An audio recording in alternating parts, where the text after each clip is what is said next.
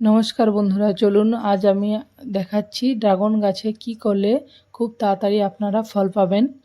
দেখুন, আমার ড্রাগন গাছে প্রচুর পরিমাণে নরম কচি ডাল বেরিয়ে গেছে।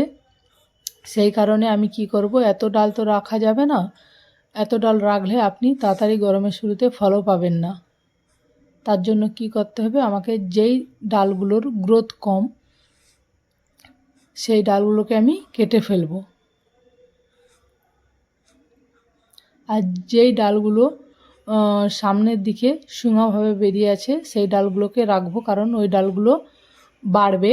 আর যেইগুলো থেমে গেছে সেইগুলোকে আমি কেটে দেব।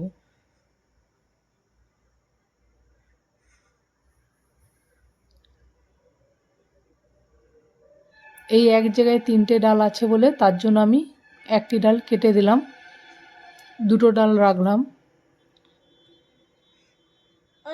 আর এইটা দেখুন, আমার এলাচ গাছ।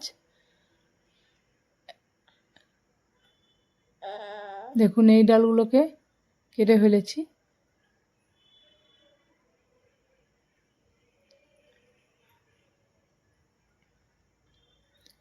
আর এর ডালটা উপর দিকে শুকিয়ে গেছে, সেই কারণে আমি ওর ডগার অংশটাকে কেটে দিলাম।